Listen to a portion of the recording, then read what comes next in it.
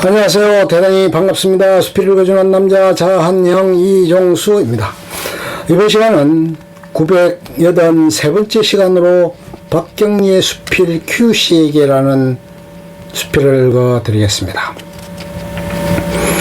박경리의 수필 QC에게. 박경리. 그런데 QC, 참으로 쓸쓸하고 막막한 부름이군요. 나는 도무지 당신이 누구인지 알지 못합니다. 내 그림자인지 모르겠고, 나를 둘러싸고 있는 사방의 벽인지도 모르겠고, 저 머나먼 곳 밤하늘에 있는 별인지도 모르겠습니다. 마찬가지로 당신 역시 나를 알 턱이 있나요? 영원한 암흑 속에서 한 줄기 빛을 소망하는 노래를 우리가 부르고 있다는 것을 당신은 알지 못할 것입니다. 그 노래는 그치지 않는 인간의 울음이라는 것도, 설사 우리 인간들이 함께 어색한 뒷골목 낡은 간판이 겨울바람에 덜컥거리는 음식점에 앉아서 저녁을 나누어 먹고 톱밥불이 모락모락 타는 손님 없는 다방에서 슬픈 음악을 들으며 한 잔의 커피를 즐기다가 가령이 부옇게 번져나는 밤 늦은 거리에서 헤어지는 다정함이 있다 하더라도 내 쓸쓸한 의미를 알 리 없거늘 하물며 QC, 당신은 내 그림자요, 허공인가요? 아무것도 아니지 않습니까?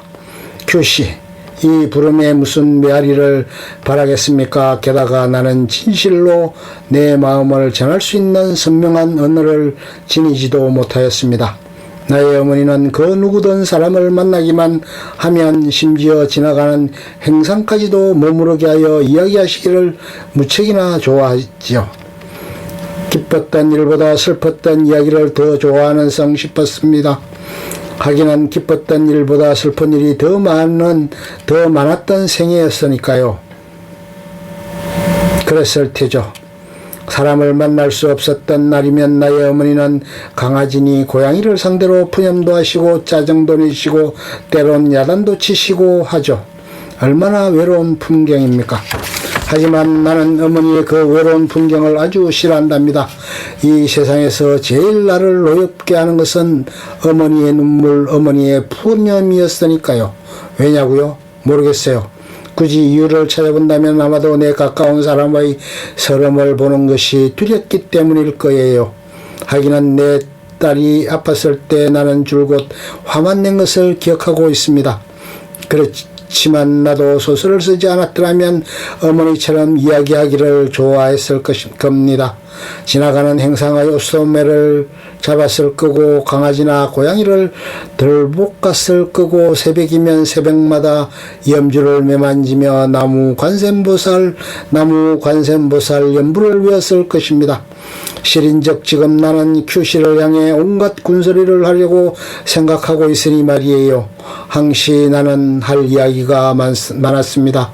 너무 할 말이 많아 나는 내 몸무게를 잃을 지경이었고, 내 눈은 별이 가득 찬 우주와 그 우주 밖 무궁한 곳을 얼마나 헤매었는지. 당신은 그처럼 많은 소설을 썼으면서도 아직 군소리가 남아있느냐고요. 천만의 말씀입니다. 나는 오늘 이 순간이 오기까지 할 말을 한마디도 못했다는 괴로움을 안고 있습니다. 또 뭐라는 겁니까? 그럼 속 시원히 할 말 다 해버리라고요.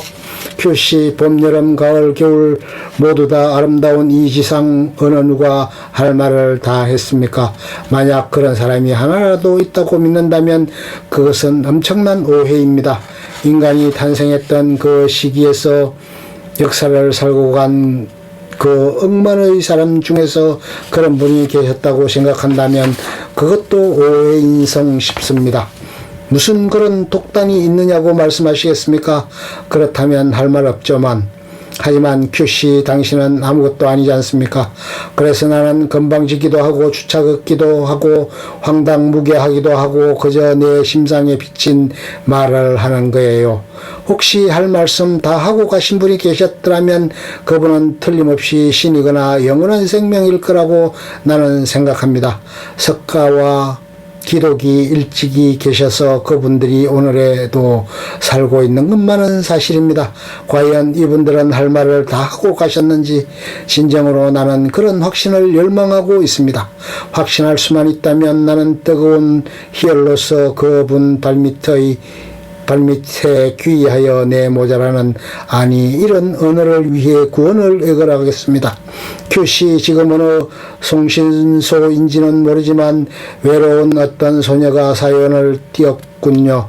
자기를 위해 청해줄 사람도 없고 자기 역시 청해드릴 분도 없으니 나를 위하여 내 혼자 조용히 듣겠노라고 음악 한 곡 청하였습니다. 태양은 외로워.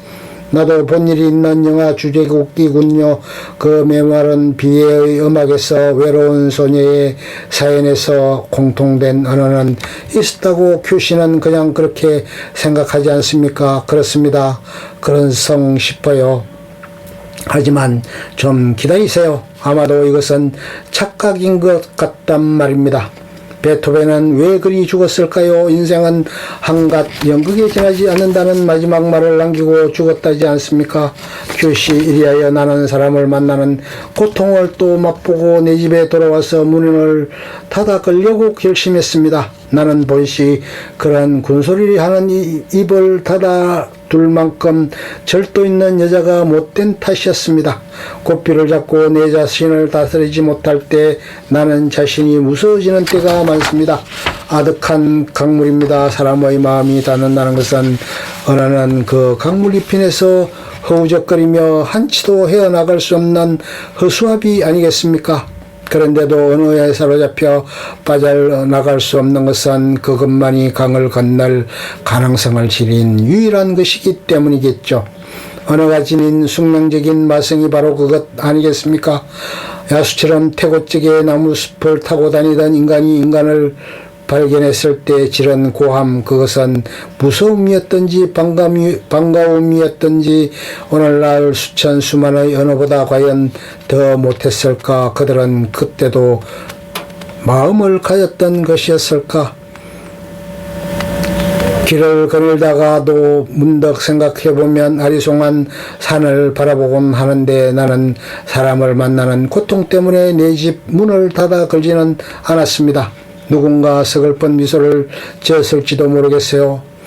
참으로 느낌에서 억겁을 겪는 듯한 시련이건만 인간이란 도시 서글픈 미물이군요.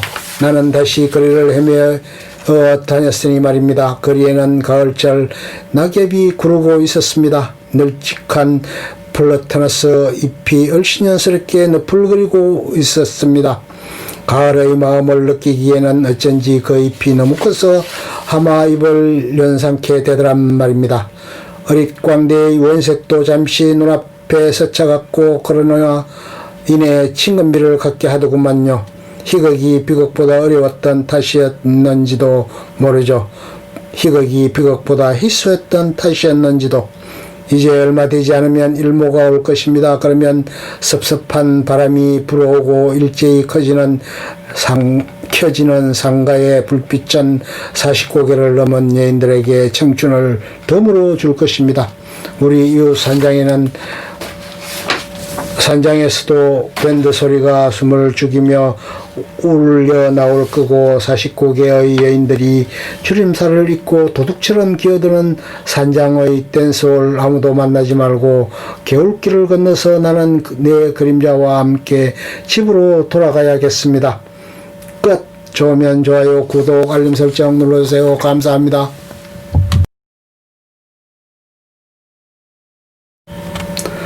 안녕하세요. 대단히 반갑습니다. 수필 읽어주는 남자 자한형 이종수입니다. 이번 시간은 983번째 시간으로 박경리의 수필 큐씨에게라는 수필을 읽어드리겠습니다. 박경리의 수필 큐씨에게. 박경리. 그런데